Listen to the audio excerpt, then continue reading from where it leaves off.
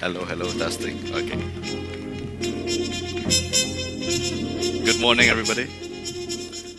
So, my talk is going to be about being comfortable with failing.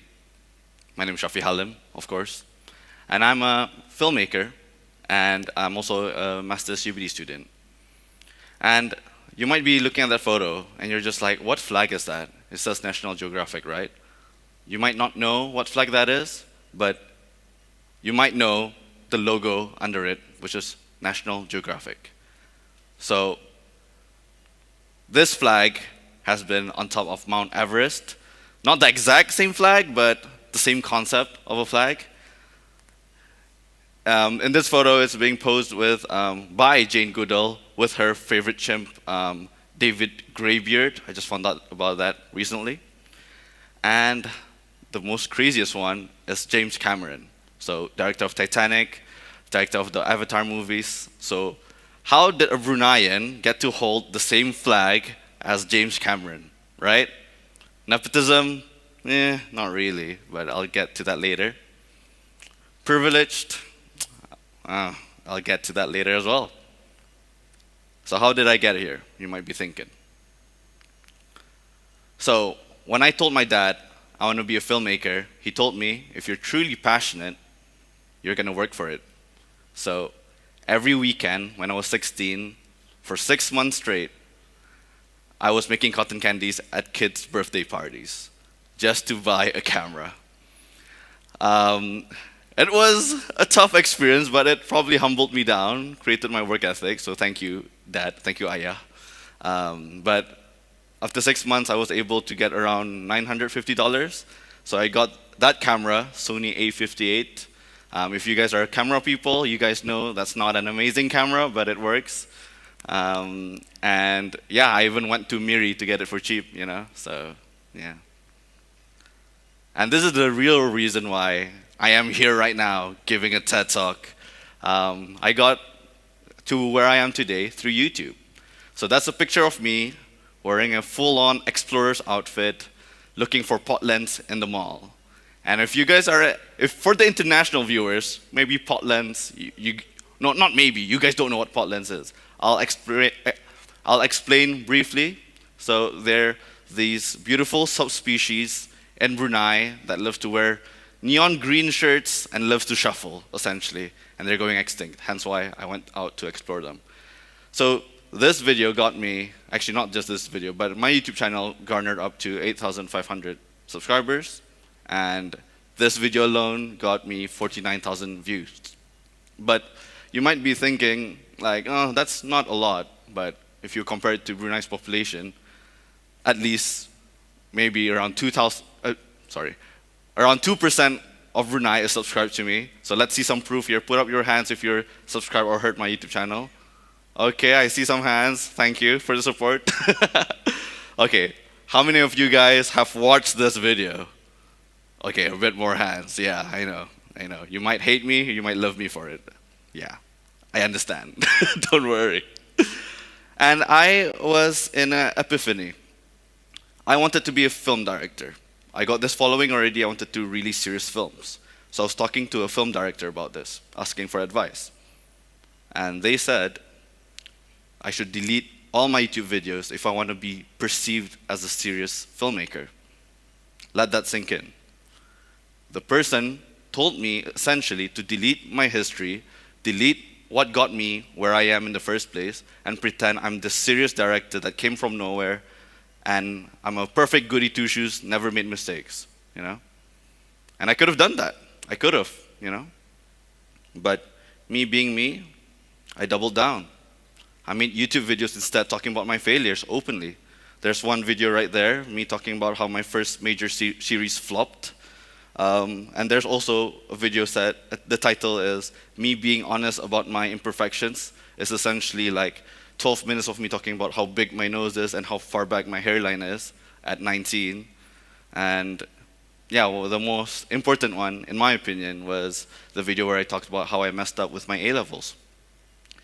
I'm sure you guys know how important A-levels is to one's life. And as an 18-year-old, I felt like my life was ruined.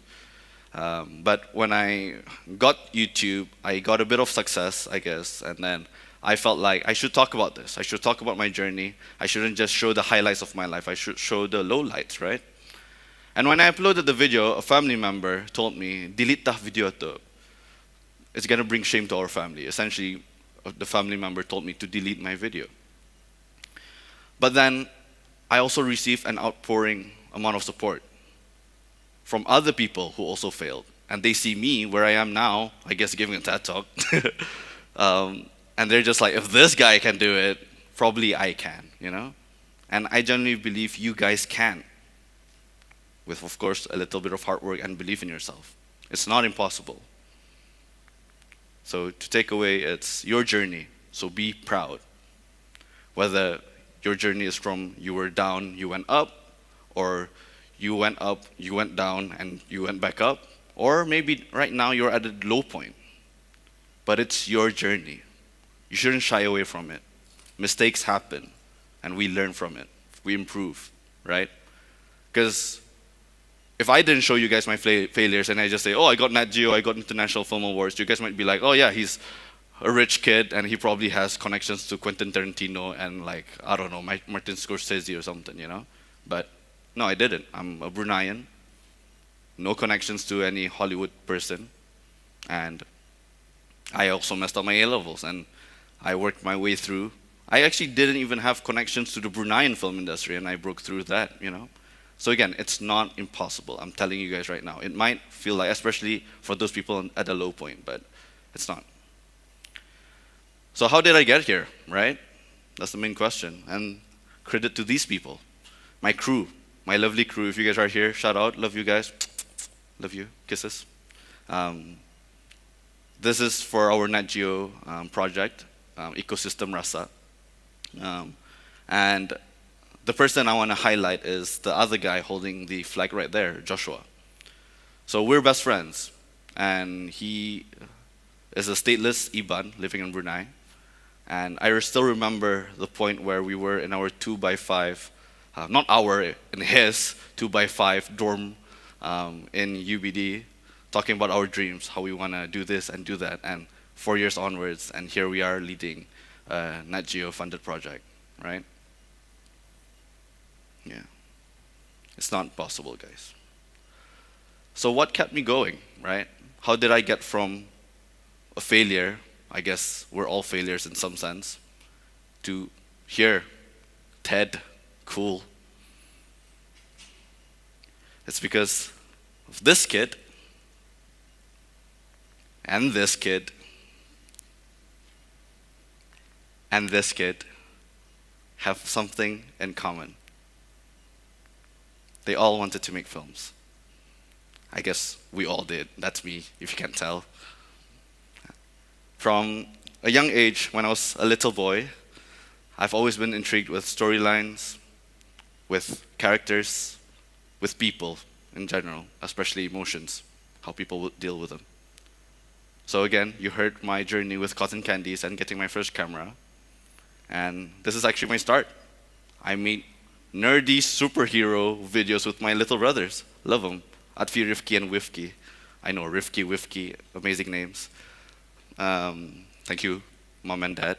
But yeah, it's not the best filmmaking, but it's a start, you know? So shout out to them for allowing me to practice my craft, to create the films I've been meaning to create, you know? And these videos are still up right now. You guys can search Catboy vs. Ninjas, and it's there for everyone to see. And it allowed me to make the films I've been meaning to make. So Sympathy was my first short film, is my first short film, and it got me my first local film award here in Brunei. It's about Chinese racism in Brunei. And Kitani is Brunei's first zombie series. Shout out to Progressive Media. And also, Wujud is in collaboration with UBD. It's a documentary about the Bruneian people, and it actually got me my first international film award in Manila from Southeast Academy International Film Festival. So, yeah. And lastly, Kampung Buah. In 2025 is Brunei's first animated show. Think about it. 2025. Toy Story came out 1999, guys. Come on, So, you know, you might be thinking, what's next, right? Where do I want to go with this? Well, if you look closely, that's me right there. I'm joking, it's edited, of course. For those who has blurry eyes, I don't want to, mislead you guys, but will a Bruneian win an Oscar? That's the question, right? Less likely. I'm honest about that. I'm realistic. I don't think a filmmaker in my generation will ever win an Oscar.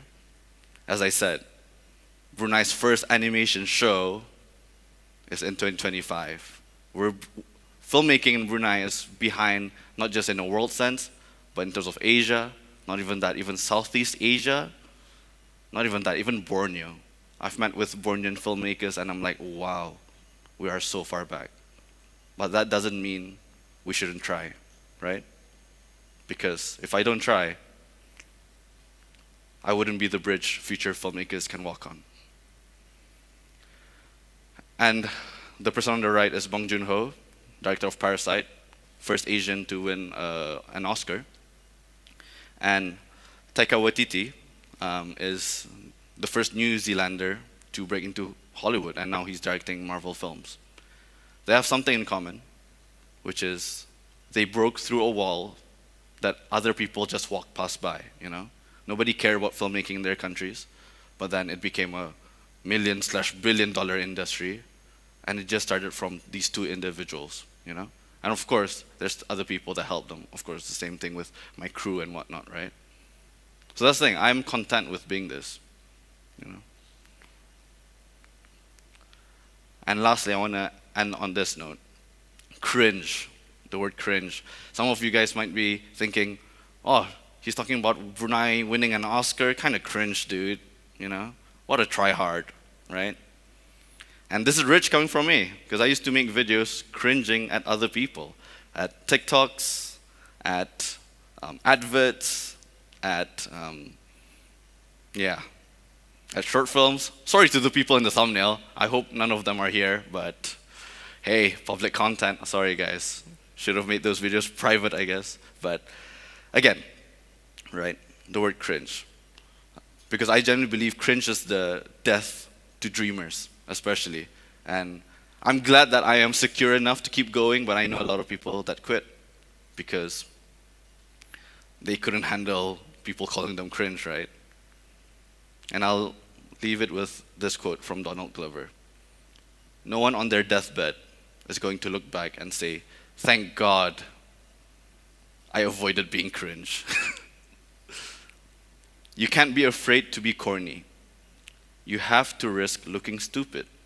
That's how cool stuff happens. And I genuinely believe in this.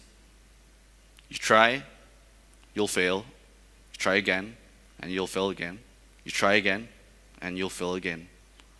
But the moment you succeed in something, not something that your parents told you to do, not something that you want your friends to think you as, not something that society wants you to be, succeeding in something that you're truly passionate about, something that you would consider your life's mission. I'm telling you right now, it feels 10,000 times better than the thank God I didn't fail feeling, the relief. It's way better. Hence why you should be comfortable with failing. Thank you for coming to my TED Talk.